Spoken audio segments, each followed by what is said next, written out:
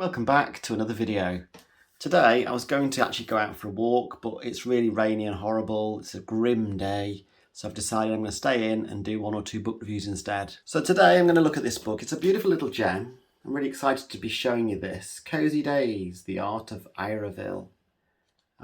It's a 3D Total Publishing book. It's hardcover. It's kind of got an orange cover inside the dust jacket. Published in 2019, and it features the art of this artist who is called Iraville, but her full name is Ira Sluiterman van Langeweed. I'm sure I pronounced that wrong. She's saying she's also just known as Iraville. She's based in Munich, Germany, and she does lots of very charming and cozy illustrations in a sort of autumnal style with a lovely autumnal palette. So let's have a look inside the book. So the first thing to mention, as you can see, this book comes in a slipcase. It's looks very highly recycled, rough texture, quite thin, but very beautiful. It's fairly plain, apart from the cover, where you've got this design. It is actually slightly embossed, and it's nice, kind of monochrome design. Anyway, I'll take it out of the slipcase and put that to one side. There's the book. I really like that little bird. I don't know why, it's just a nice little finishing touch there. So here's the book itself. It has a dust jacket as well as a slipcase, and it's got a really nice orange hardcover. It's got this, I suppose it's a self-portrait, isn't it, of Iraville herself in a sort of cartoon style there. And then actually on the spine, which is really nice, you've just got the lettering there, black lettering on that orange spine, which is very nice too. Understated, I would say. Okay, so here we go. It does say, so it's published by 3D Total, as I say. First published in the UK in 2018, but then it was reprinted in 2019. So I don't know whether this is a reprinted edition that comes with a slipcase, whether the original didn't, I don't know. Just speculating. A couple of self-portraits again there. And here's the contents. As I say, this is a really nice book because she really lets you into her world, as it were, and talks a lot about, it's a very personal book, really. Talks about her, kind of how she got to where she was and how she makes the art that she makes, as well as a large portfolio on display. So yeah, this is quite funny. It's talking about how back in 2011 she would never have believed if someone had come back in time and said that someone would make an art book of her illustrations. Yeah, she would have laughed and immediately questioned their whole time travel story. Perhaps she would. Anyway, this is her kind of style, it is very distinctive. She's found her style, and it's, you see her work and you think, oh, it's definitely her. So she's very true to her kind of natural style. And she's talking here about how she got going. And actually she talks a lot about her RSI and her wrist pain using a computer, and how she went back to sort of pen and ink, I think, just because it was much easier and less painful. Yeah, traditionally in my sketchbook, my wrist didn't hurt. I suppose it's because I use a slightly different position than a stylus and a graphics tablet. And then she talks about posting some artwork on social media and getting good feedback early on. I like this bit here. She's sort of saying, it's not a competition. Art is not being better than other people, because everyone's different anyway, and you can't possibly compare everyone on the same merits. So yeah, that's good. Very true. And there's more here about kind of her use of watercolors, how she really is fond of them. And then talks here about taking the time to actually discover your own style. I like these jars of pickled gherkins or whatever they are. Yeah. So you get the picture.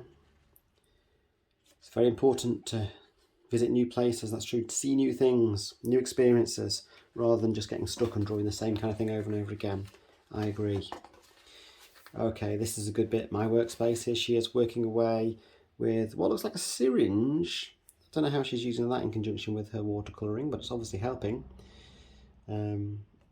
If you are just starting out, it's best not to fear wasting expensive materials. That's a really good point, isn't it?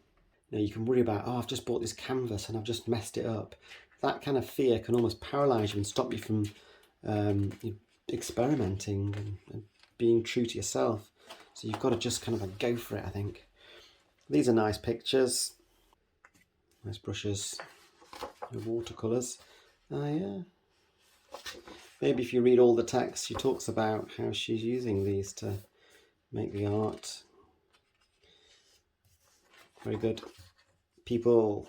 Okay, so I'm going to start going through a little quicker now to show you what's in the book, rather than my usual style of just talking too much.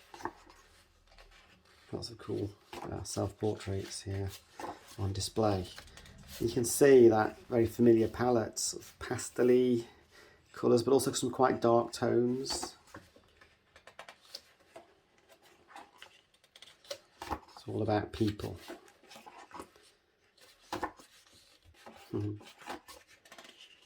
Well, here's a bit about Ira's tips. We're going to dive into some watercolour painting next, but first I would like to share some tips and advice with you.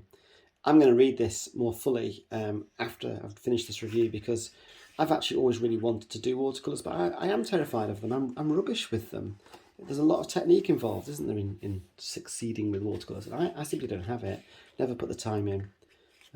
But I know a lot of people who do, and their work is brilliant, and I'm kind of jealous. If you're new to watercolour painting, I would recommend starting with cold press paper. There you go, there's a little tip for you. Hunt some of that down. Oh yeah, this is good as well, like strapping or taping your paper to the board to stop it from like shrinking and moving.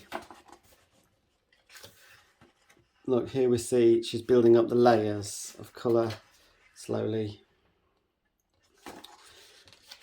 Time consuming, but it gives such good results. And then obviously here we've moved into the digital world. She does mention in this book how sometimes she just starts sketching digitally from the start, not using traditional methods, but going straight to the computer. Landscapes here, beautiful. These are nice, aren't they, as well? And we've got a bit of a snow scene for some contrast there. Just talking about seasons.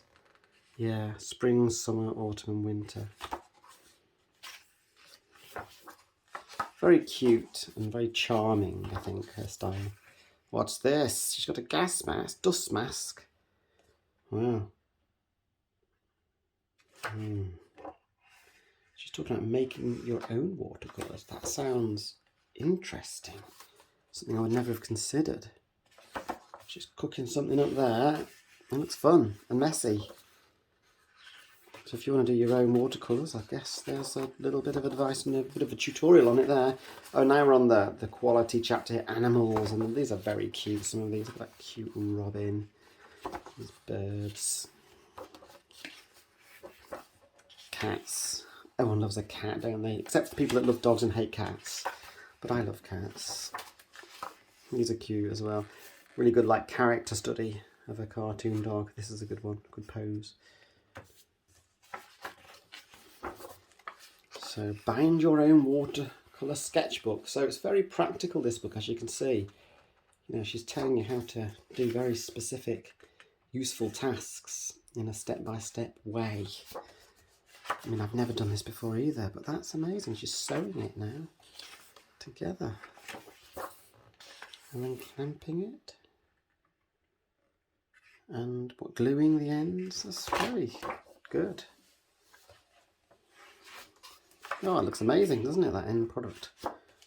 Right, building she's onto now. She has a lot of these, I've noticed. Of all the angles, the sort of the light hitting the different planes. Beautiful. Oh, that's nice as well. I think she's German. Certainly says she's based in Munich. Trying to work out whether that was where she was originally from. I don't know. Got those sketchbooks. Olives. I thought I was going to say it. That's not like art materials, is it? It's olives and there's some stones. That's just to keep her going, presumably. That is really nice. And that one. I love looking through these kinds of books. You know, it does make me envious that some people have got such talent, but not in a bad way. I get over it and I just love it, and I become a fan. Lots of plants here. I find it slightly boring making plants, but I appreciate that, you know, you need to be able to do that to get a certain look, a floral look. Homemade stretcher, paper stretcher. Wow, here's another behind the scenes. I like the way she's done these, it's really good. This is to hold the paper taut and stretched. Using sandpaper strips to hold the paper in place. Okay, so that's the end. There's a thank you message there. Another little self-portrait. What a great book. I'm a very talented artist. I'm looking forward to seeing whether she publishes any more. And she's got a blog. I think is it iraville.de. It's in German, so I had a quick look, but I couldn't understand it because I don't speak German. But it's a nice blog that you can buy her artwork on as well. And it's got more information about her as an artist. So there we go, that's the book, Cozy Days, The Art of Iraville. So it's a beautiful book, it's a real gem. I love the artwork, I love her style, her distinctive style. And I like this book because it's quite a personal book really, lots of personal accounts of kind of her working style and her sort of inspirations, so on. It's very honest and a sort of a humble book. Anyway, thanks for watching, see you again soon.